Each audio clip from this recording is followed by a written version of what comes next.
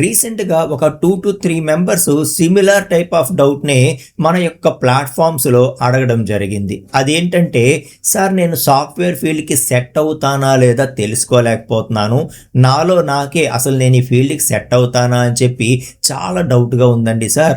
So దీని నుండి ఎలా బయటపడడం, అసలు నేను సాఫ్ట్వేర్ ఫీల్డ్కి సెట్ అవుతానో లేదో ఎలా తెలుసుకోవడం సార్ అని చెప్పి అడగడం జరిగింది అనమాట. సో నాకు కూడా అర్థమైంది ఏంటంటే, ఈ సిమిలర్ టైప్ ఆఫ్ పెయినే చాలా మందికి ఉంది.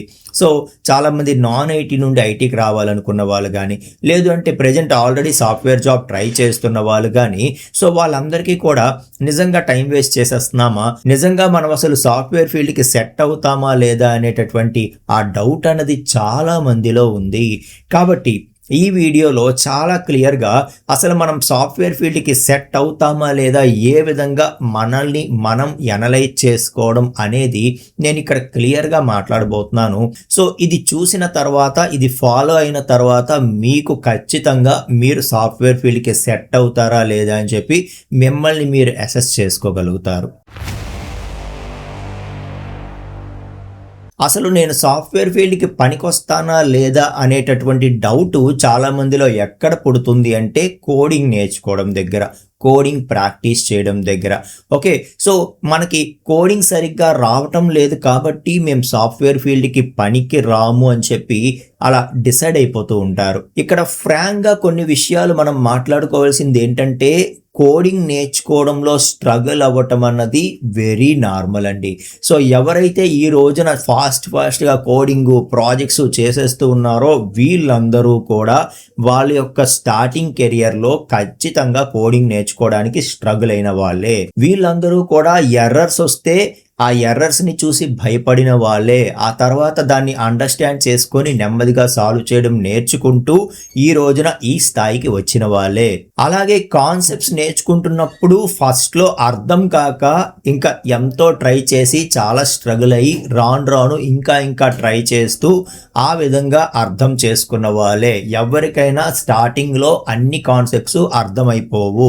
అలాగే కోడింగ్ రాయలేకపోవడం అన్నది ఏదైతే ఉందో ఆ ప్రాబ్లం కూడా ప్రతి ఒక్కరూ దాటుకుంటూ వెళ్ళిన వాళ్ళే. సో కాబట్టి ఇందులో ఏ రీజన్ వల్లైనా నేను ఇంకా సాఫ్ట్వేర్ ఫీల్డ్కి పనికి రాను అని చెప్పి మీరు అనుకుంటే, సో మీరు చాలా ఎర్లీగా డెసిషన్ తీసుకుంటున్నారని అర్థం.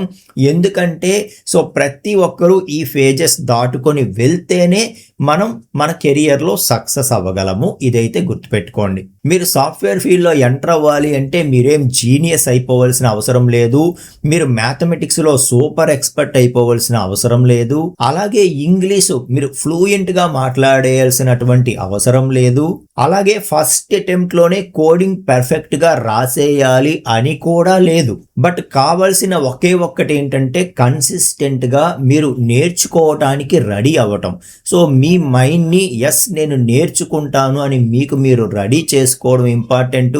కన్సిస్టెంట్గా రోజు కాస్త కొద్దిగా నేర్చుకుంటూ ఒక్కొక్క స్టెప్ పైకి ఎక్కడం అనేది ఇంపార్టెంట్. అసలు నేను సాఫ్ట్వేర్ ఫీల్డ్కి పనికిరాను అనేటటువంటి ఈ డౌట్ దేని వల్ల వస్తుంది అంటే, ఫస్ట్ రీజన్ వచ్చి మనం అదర్స్తో కంపేర్ చేసుకోవడం అన్నదే చాలా పెద్ద తప్పు అన్నమాట. ఎందుకంటే వాళ్ళు ఎప్పుడు స్టార్ట్ అయ్యారో మనకు తెలియదు, మనం ఈరోజు స్టార్ట్ అయ్యాం. ఓకే, సో వాళ్ళు ఎప్పటి నుండి నేర్చుకుంటున్నారో, ఎప్పటి నుండి ఈ స్ట్రగుల్స్ అన్ని ఫేస్ చేసి ఈ ఫేజ్కి వచ్చి వాళ్ళు ఇవాళ ప్రాజెక్ట్స్ చేస్తున్నారో మనకు తెలియదు. సో ఎవరో జావా ప్రాజెక్ట్స్ మన ఫ్రెండ్స్ రాసేస్తూ ఉంటే, పైథాన్ ప్రాజెక్ట్స్ చేసేస్తూ ఉంటే వాళ్ళని చూసి వాళ్ళు ప్రాజెక్ట్స్ చేసేస్తున్నారు, నేను ఇంకా సింపుల్ ఎర్రర్సే సాల్వ్ చేయలేకపోతున్నాను ఏంటిది అని చెప్పి వాళ్ళు ఎప్పటి నుండో స్ట్రగుల్ అయ్యి, ఎప్పుడో స్టార్ట్ చేసి స్ట్రగుల్ అయ్యి ఒక్కొక్క ఫేజ్ దాటుకుంటూ ఇవాళ ఈ స్టేజ్కి వచ్చారు. సో వాళ్ళ ఏదైతే ఇన్ని స్టెప్స్ దాటుకొని వచ్చినటువంటి వాళ్ళ కరెంట్ స్టేజ్ ఉందో దాన్ని మన స్టార్టింగ్ స్టేజ్తో మనం కంపేర్ చేసుకోకూడదు. మనం కూడా ఆ స్టెప్స్ అన్ని దాటుకుంటూ వెళ్తే మనము ఖచ్చితంగా రాయగలం. మనం ఖచ్చితంగా వాళ్ళందరూ ఏం చేయగలుగుతున్నారో అది మనము చేయగలము.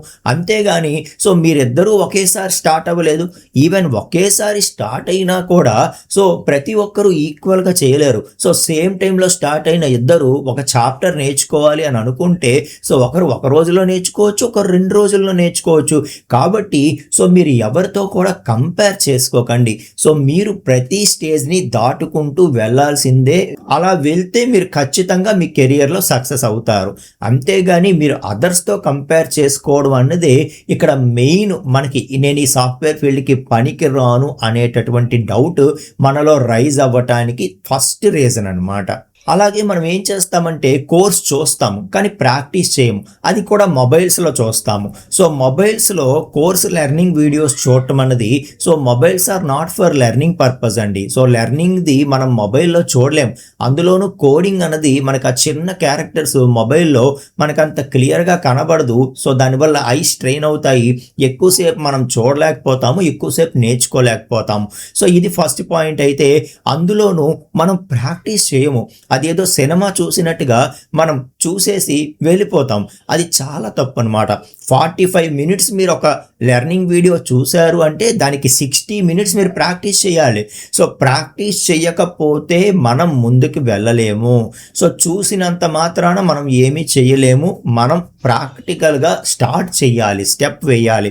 సో ఖచ్చితంగా చేస్తేనే మనకి కూడా దాంట్లో ఉండేటటువంటి ఆ డిఫికల్టీసు తెలుస్తాయి. మనం ఆ ఫేజ్ దాటుకొని వెళ్తేనే మనం కోడింగ్ అనేది ఓన్గా చేయగలుగుతాం.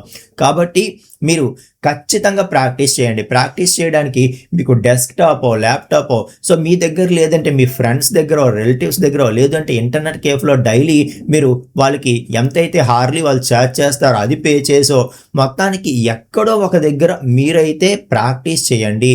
సో అక్కడే మీరు ఆ డెస్క్టాప్ ఆర్ ల్యాప్టాప్లోనే ఆ లెర్నింగ్ వీడియోస్ చూడటము, సో దాన్ని ప్యారలల్గా ప్రాక్టీస్ చేయడము కంపల్సరిగా చేయండి. ప్రాక్టీస్ చేయకపోతేనే కాన్ఫిడెన్స్ అనేది మనలో బిల్డ్ అవ్వడం లేదు. అలాగే ఎర్రర్స్ రాగానే ప్యానిక్ అయిపోతాం. ఎర్రర్స్ అనేవి వెరీ కామన్. ఈ రోజుల్లో ఎవరైతే సీనియర్ లెవెల్లో వర్క్ చేస్తున్న వాళ్ళు కూడా వాళ్ళు వర్క్ చేస్తున్నప్పుడు డైలీ ఎర్రర్స్ రావడం కామన్. ఇది సాధారణం అన్నమాట, నార్మల్ థింగ్. ఓకే, కాబట్టి ఎర్రర్ రాగానే ప్యానిక్ అయిపోకండి. Errors are very common. And మామూలుగా మనం లెర్నింగ్ వీడియో చూసే కంటే ఎర్రర్స్ నుండి మనం ఎక్కువ నేర్చుకోగలం. అదొక ఆపర్చునిటీగా చూడండి. అండ్ ఎర్రర్స్ అనేవి ప్రతి ఒక్క డెవలపర్కి వాళ్ళ లైఫ్లో వెరీ కామన్ అని చెప్పి మీరు అండర్స్టాండ్ చేసుకోండి.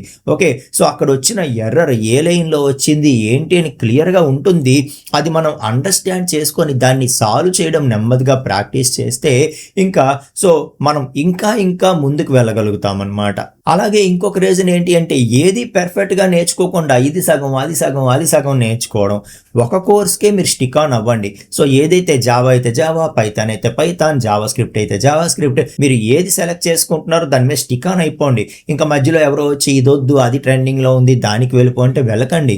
సో ఎండ్ టు ఎండ్ నేర్చుకోండి. దాని మీద ప్రాజెక్ట్స్ చేసే లెవెల్లో దాని మీద స్టిక్ ఆన్ అయి మీరు నేర్చుకుంటే ఒక కంప్లీట్ టెక్నాలజీ మీకు వచ్చేటప్పటికి మీలో కాన్ఫిడెన్స్ నార్మల్గా ఉండదన్నమాట. సో అందులోనూ మీరు ప్రాజెక్ట్స్ చేసి ఉంటారు కాబట్టి ఆన్ ద స్పాట్ ఇప్పటికిప్పుడు వర్క్ ఇస్తే నేను స్టార్ట్ చేస్తాను అనేటటువంటి ఆ కాన్ఫిడెన్స్ మీలో బిల్డ్ అవుతుంది. అలాగే నాకు ఇంగ్లీష్ రాదు, నేను ఎలా సాఫ్ట్వేర్ ఫీల్డ్లో సర్వైవ్ అవ్వగలను అని చెప్పి అనుకుంటూ ఉంటారు. సో ఇక్కడ కమ్యూనికేషన్ అంటే వెరీ ఫ్లూయెంట్గా రావాల్సినటువంటి అవసరం లేదు. మీరు ఫ్లూయెంట్గా మాట్లాడేయక్కర్లేదు. మీరు ఏదైతే అనుకుంటున్నారో అది అవతల వ్యక్తికి సో మీ ఇంగ్లీష్లో తప్పులు ఉన్నా పర్వాలేదు, మీరు మొక్క కలిపి మాట్లాడినా పర్వాలేదు. సో మీరు అనుకున్నది అవతల వాళ్ళకి కన్వే చేయగలిగితే చాలు, అంతకు మించి పెద్దగా అవసరం ఉండదు. అలాగే మనకు ఉండే ఫైనాన్షియల్ బర్డెన్సో వేరే రీజన్సో కావచ్చు, లేకపోతే మన మీద మన ఫ్యామిలీ ప్రెజర్ కావచ్చు, ఏదైనా కావచ్చు, వెంటనే రిజల్ట్ వచ్చేయాలని చెప్పి ఎక్స్పెక్ట్ చేస్తాం. సో సాఫ్ట్వేర్ కెరియర్ అనేది 1 నెలలోనో లేకపోతే 6 నెలల్లోనో 1 సంవత్సరంలోనో సూపర్గా బిల్డ్ అయిపోయేది కాదు. ఓకే, సో దీన్ని కన్సిస్టెంట్గా నేర్చుకుంటూ మనం ముందుకు వెళ్తూ ఉండాలి. ఒక్కొక్కరికి ఒక్కొక్క టైం వస్తుంది. మన టైం వచ్చినంత వరకు మనం వెయిట్ చెయ్యాలి. ముఖ్యంగా పేషెన్స్ అనేది ఉండాలి. ఇక్కడ మన ఫ్రెండ్ ఒకడికి 6 నెలల్లో జాబ్ వచ్చేయచ్చు, ఇంకొకటికి 1 ఇయర్లో రావచ్చు, ఇంకొకటికి 2 ఇయర్స్ పట్టచ్చు. ఓకే, సో ఖచ్చితంగా మనకి కూడా అంత ఓపిక ఉండాలి. సో మనం ఎంత పర్ఫెక్ట్గా లెర్న్ చేసాము, ఎంత పర్ఫెక్ట్గా ప్రాక్టీస్ చేసాము, అలాగే ఎంత పర్ఫెక్ట్గా ప్రాజెక్ట్స్ మన ఓన్గా 2 to 3 అయినా బిల్డ్ చేసాము, ఇవన్నీ కూడా మనకి మన జాబ్ వస్తుందా లేదా అన్నదానికి కారణాలు అనమాట. జెన్యూన్గా మీకు మీరు క్వశ్చన్ చేసుకోండి. చేసుకోండి. మీరు ఏ స్థానంలో ఉన్నారు, మీ కెరియర్ కోసం మీరు ఎంత టైం వెచ్చిస్తున్నారు, ఎంత డెడికేటెడ్గా కష్టపడుతున్నారు అని చెప్పి మీకు మీరు అనలైజ్ చేసుకోండి. అంతేగాని మనం ప్రాపర్గా హార్డ్ వర్క్ చేయకుండా నేను సాఫ్ట్వేర్ ఫీల్డ్కి పనికిరాను అనేటటువంటి డెసిషన్స్కి పోకూడదు. ఫైనల్గా నేను చెప్పేది ఏంటి అంటే, ఏదైతే ఇప్పుడు మీలో ఈ డౌట్స్ అన్నీ పుడుతున్నాయో ఇవి ప్రతి ఒక్కరికి కామన్ అండి. కోడింగ్ స్ట్రగుల్స్ ప్రతి ఒక్కరికి కామన్, ఎర్రర్స్ ఫేస్ చేయడం ప్రతి ఒక్కరికి కామన్, కాన్సెప్ట్స్ అర్థం కాకపోవడం ప్రతి ఒక్కరికి కామన్. మీరు ఒంటరి కాదు, అందరము కూడా ఆ ఫేజెస్ దాటుకొని వచ్చిన వాళ్ళమే. కాబట్టి వరీ అవ్వకండి, మీ ఒక్కరికే ఎలా జరుగుతుంది అని అనుకోకండి. మీరు ఒంటరి కాదు, అందరము అలాంటి వాళ్ళమే. ఓకేనా? మీ హార్డ్ వర్క్ మీరు చేయండి, ఖచ్చితంగా మీరు వన్ డే మీ సక్సెస్ అనేది చూస్తారు. దానికోసమే మన తెలుగు వెబ్ గురు ప్లాట్ఫామ్ ఎప్పుడు వెయిట్ చేస్తూ ఉంటుంది. ఆల్ ద వెరీ బెస్ట్ అండి. నెక్స్ట్ వీడియోలో మనం ఇంకొక టాపిక్తో కలుసుకుందామండి. Thank you so much.